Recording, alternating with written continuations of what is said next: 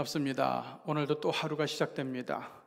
오늘도 생명의 강가로 인도받는 우리 시경의 교우들과 또한 그리스도인들이 되기를 주님의 이름으로 축복합니다. 자, 오늘 우리가 함께 나눌 말씀은 사도행전 9장 1절에서 9절의 말씀입니다. 저와 여러분이 소리를 내서 봉독합니다. 사울이 주의 제자들에 대하여 여전히 위협과 살기가 등등하여 대제사장에게 가서 다메섹 여러 해당에 가져갈 공문을 청하니 이는 만일 그 도를 따르는 사람을 만나면 남녀를 막론하고 결박하여 예루살렘으로 잡아오려 함이라. 사울이 길을 가다가 다메섹에 가까이 이르더니 호련히 하늘로부터 빛이 그를 둘러 비추는지라. 땅에 엎드러져 들음에 소리가 있어 이르시되 사울아 사울아 내가 어찌하여 나를 박해하느냐 하시거늘 대답하되 주여 누구시니까? 이르시되 나는 내가 박해하는 예수라. 너는 일어나 시내로 들어가라. 내가 행할 것을 내게 이를 자가 있느니라 하시니 같이 가던 사람들은 소리만 듣고 아무도 보지 못하여 말을 못하고 서 있더라. 사울이 땅에서 일어나 눈은 떴으나 아무것도 보지 못하고 사람의 손에 끌려 다메섹으로 들어가서 사흘 동안 보지도 못하고 먹지도 마시지도 아니하니라. 이는 하나님의 말씀입니다. 자, 여러분, 세상에 존재하는 모든 물체에는 무게중심이라는 것이 있습니다. 무게중심만 정확하게 잡아서 이 물체를 세우면은 고정된 형태를 갖춘 것은 다 세울 수가 있어요. 어떤 사람은 달걀을 세우기도 하고, 어떤 사람은 의자를 옆으로 세우기도 하고, 어떤 사람은 망치를 세우기도 하고, 또 어떤 사람은 만년필을 세우기도 하고, 또 어떤 사람들은 책을 세우기도 하고, 어떤 사람들은 또 접시를 세우기도 합니다. 인생도 마찬가지라고 보여져요. 중요한 것은 코어, 즉 확실한 무게중심을 잡는 거예요. 이 무게중심이 정확하지 않으면 인생은 흔들릴 수밖에 없고요. 그리고 인생은 바로 서기가 힘들어지게 돼요. 그러면 여러분, 우리 인생의 무게중심은 과연 무엇일까요? 철학일까요? 사상일까요? 이념일까요? 아니면 우리가 갖고 있는 지식? 우리가 갖고 있는 상식? 아니면 세상에 돌아가는 유행? 아니면은 종교인들이 갖고 있는 믿음? 이것들이 우리 인생의 무게중심일까요? 오늘 본문에서 사울이라고 하는 청년은 이 무게중심이 정확하게 뭔지를 우리에게 알려주고 있어요. 자, 오늘 1절을 보면은 사울이 주님의 제자들에 대하여 여전히 위협과 살기가 등등하여 대제사장에게 가서 2절 다메섹 여러 해당에 가져갈 공문을 청하니 이는 만일 예수의 도를 따르는 사람을 만나면은 남녀를 막론하고 결박하여 예루살렘으로 잡아오려 함이라. 사도 바울이 예수 믿는 사람들을 잡아오려고 핍박하려고 살기가 등등했다는 거죠. 자, 지금 오늘 본문이 얘기하는 사울의 무게중심은 무엇일까요? 첫째는 율법, 즉 성경에 대한, 구약 성경에 대한 열심이었어요. 둘째는 유대교 신앙에 대한 열심이었습니다. 또 하나는 유대 민족주의에 대한 열심이었어요. 그는 이것을 하나님과 민족에 대해서 충성하는 거라고 생각을 했습니다. 이 사울의 관점에서 볼 때 예수를 믿는 사람들, 그리스도의 추종자들은 율법과 유대교와 민족의 안위에 도전하는 안 좋은 세력들이었습니다. 박멸해야 되는 해충과 같은 세력들이었어요.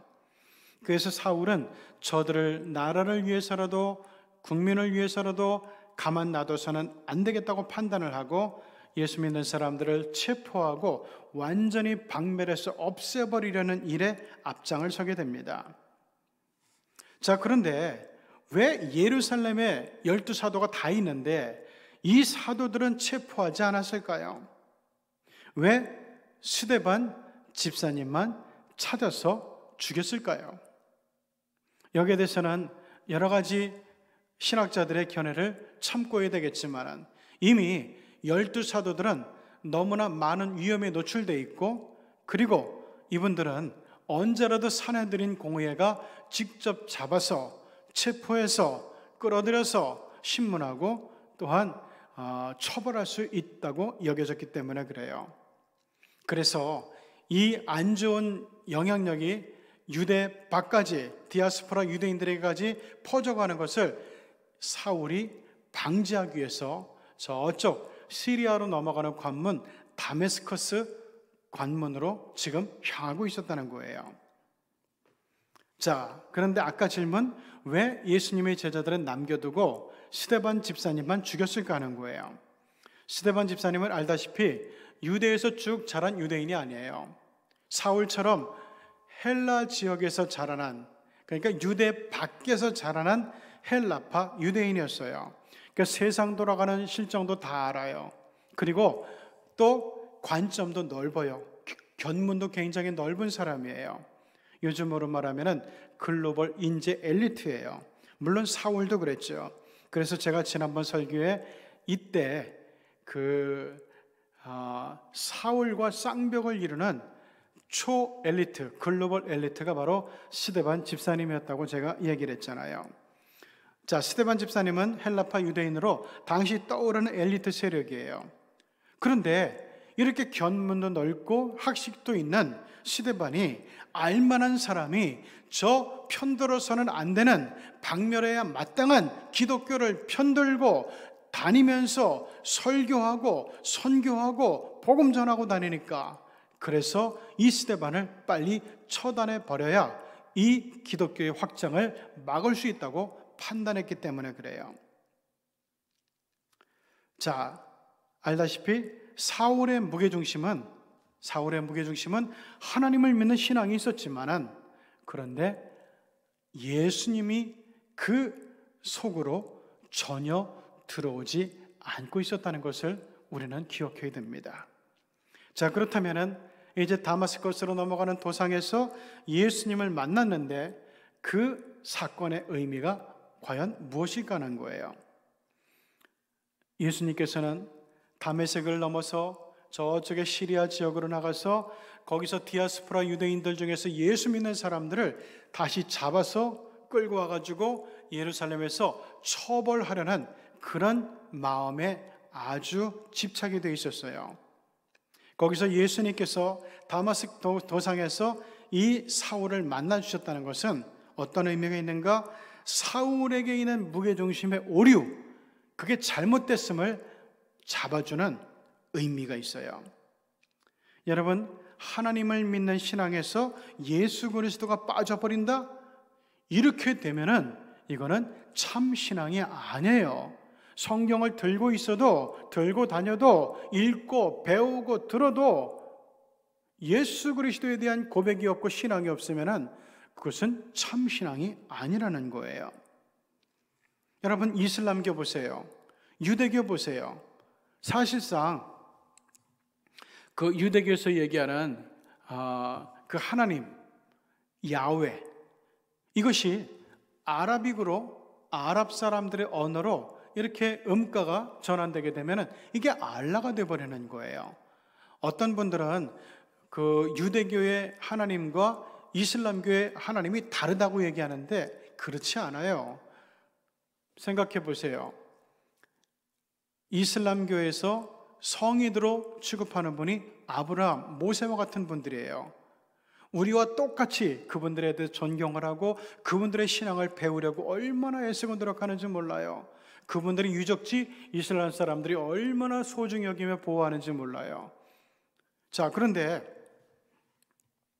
그 이슬람교가 알라, 즉 하나님을 믿거든요. 그리고 유대교는 어때요? 똑같이 야훼 하나님을 믿어요. 그런데 똑같은 하나님을 믿으면서도 이슬람교, 유대교, 그리고 하나님을 같이 믿는 우리 그리스도인들, 여기에 대해서 신앙의 대상도 같고 같은 믿음의 조상 아브라함과 이삭과 야곱과 모세를 두고 있음에도 불구하고 서로가 원수같이 그렇게 싸워요. 원수같이 적대시하고 미워하고 증오하고 싸운단 말이에요. 원수가 따로 없어요. 왜 그래요? 그리스도가 없거든요. 그러니까 이슬람교를 보고 유대교를 볼 때 그리스도가 없을 경우 하나님에 대한 신앙이 얼마든지 인간의 생각에 따라서 변질될 수 있고 왜곡될 수 있는지를 똑똑히 보여주고 있는 거예요. 예수 그리스도가 없게 될 때 그 신앙이 얼마나 배타적이 되고 얼마나 독선적이 되고 얼마나 폭력적이 되고 얼마나 위험해지는지를 고스란히 보여주고 있어요. 우리 신앙을 한번 점검해 볼까요? 우리가 기도 가운데서 자꾸만 하나님의 이름만 부르고 예수 그리스도의 고백은 빠지는 때가 많아요. 왜? 예수 그리스도를 믿는다는 게 부담스러워요. 인생의 손해와 불이익과 희생을 감수해야 할 때가 많이 있기 때문이죠. 예수님을 따르는 사람들에게 예수님께서 강조하시는 게 뭐예요? 섬겨라, 사랑해라, 도와줘라, 나눠라, 희생해라, 나의 뜻을 이어가라. 이게 얼마나 부담스러워요. 하나님의 나라는 설교와 주장과 교육에서 오는 게 아니에요. 내 믿음을 실천하는 데서 예수 믿는 사람으로서 예수님의 본을 따라서 예수님의 삶을 따라 살아가는 것, 예수님의 뜻을 따라 실천하는 것, 여기에서 오는 거예요. 하나님의 섭리를 믿는 신앙, 구약에 치우치는 신앙, 이거는 이해만 해도 충분한 신앙이에요. 그러나 예수 그리스도를 믿는 신앙은 따르고 본받고 실천하지 않으면 안 되는 거예요. 이게 부담스러우니까 우리도 자꾸만 우리 믿음 생활 속에서 예수 그리스도의 이름을 부르고 기도하고 고백하는 것을 빠뜨리려고 하는 거예요. 그래서는 안 돼요. 신앙의 중심은 예수 그리스도예요. 그리고 인생의 무게중심도 예수 그리스도가 되어야 돼요. 이런 생각을 해봤어요. 만일 사울이 예수님을 못 만났으면 어떻게 됐을까? 그는 계속 유대주의에 충성함으로써 나중에 유대의 고위직 지도자가 됐을 거예요. 엘리트였으니까. 그리고 계속해서 사명감을 가지고 예수 믿는 사람들을 교회에 박해하고 박멸하는 데 앞장을 섰을 거예요. 그렇다면 헌신하고 희생하고 사랑하며 수고를 무릅쓰고 복음을 들고 나가 죽도록 선교하는 일은 아마 없었을 겁니다. 오늘날 우리가 아는 바울은 전혀 없었을 거예요. 그렇게 되다 보면은 이 사울은 하나님의 대적이 되어서 멸망하는 자가 되었을 겁니다. 오직 예수 그리스도, 신앙의 중심, 인생의 무게중심을 제대로 만났기 때문에 그는 본인도 멸망하지 않고 남들도 멸망하지 않도록 구원받는 개인, 구원받는 이웃, 구원받는 열방이 되도록 든든히 붙잡아 줄 수 있었던 거죠. 무게중심은 하나님 신앙이 아니에요. 율법 신앙도 아닙니다. 오직 예수 그리스도예요. 그분을 통해서 전해지고 명령받은 복음, 이것이 바로 인생의 무게중심이 되어야 됩니다. 예수의 역사 2000년이라는 책을 쓴 예일대 교수 제이 페리칸 박사가 있어요. 이 책은 예수님에 대한 다양한 해석의 역사를 문화사적 측면에서 고찰을 하고 있는데, 그분은 이 책에서 세계 모든 역사는 곧 예수의 역사라고 이야기를 해요. 즉 예수 그리스도에 대한 해석의 역사라고 단언하고 있어요. 예수를 어떻게 해석하느냐, 예수를 영접했느냐, 예수를 배반했느냐, 예수를 대적했느냐, 예수께 무관심했느냐, 예수께 충성했느냐, 예수의 진리를 저버렸느냐, 예수의 진리를 붙들고 사느냐, 여기에 따라서 모든 나라와 개인의 운명이 달라졌다는 것을 이 책은 말하고 있어요. 우리 기독교적으로 볼 때 굉장히 중요한 해석학적인 의미를 갖는 책이라고 믿습니다. 여러분은 그렇다면 어디에 서 있어요? 예수를 영접하고 예수께 충성하고 예수님의 주신 진리를 붙들고 살아가는 자리에 있습니까? 아니면 다른 자리에 서 있습니까? 여러분의 무게중심에는 정확히 뭐가 들어있습니까? 이것을 점검해 보면서 다시 한번 믿음의 중심, 인생의 무게중심을 올바로 정하고 결정하는 이 시간 되기를 바랍니다. 기도하시겠습니다. 고마우신 하나님, 오늘도 우리 하나님의 말씀으로 초청받으면서 사울의 인생의 중심, 사울의 신앙의 중심, 여기에 만약 예수 그리스도가 없었다면 그의 인생이 얼마나 안 좋은 쪽으로 달라지게 됐을지, 멸망하는 자가 되었을지를 오늘 생각해 보았습니다. 그는 자기의 생각과 지식과 이념과 자기가 갖고 있는 율법적인 신앙을 가지고, 특히 민족주의 사랑을 가지고 인생의 무게중심을 삼았는데, 그 인생의 무게중심에 예수 그리스도가 없다 보니까 파괴하고 미워하고 죽이고 분열을 일으키고 싸우는 인생을 살 수밖에 없었습니다. 애석하게도 그것이 옳은 길이라고 믿고 더욱더 남들보다 열심을 내며 충성하는 삶을 살았습니다. 만일 바울이 계속해서 그런 삶을 살게 되었다면 그는 멸망하는 자, 저주받는 자가 되었을 겁니다. 그러나 그 인생에 다메섹 도상에서 부활 승천하신 예수 그리스도의 영이 들어옴을 통해 가지고 바울이 변화를 받고 신앙의 중심에, 인생의 무게중심에 예수 그리스도를 초청하여 드림으로써 그의 신앙이 올바로 서게 되고 인생이 올바로 서게 되고 축복의 중심에 서게 되는 것을 오늘 배우게 되었습니다.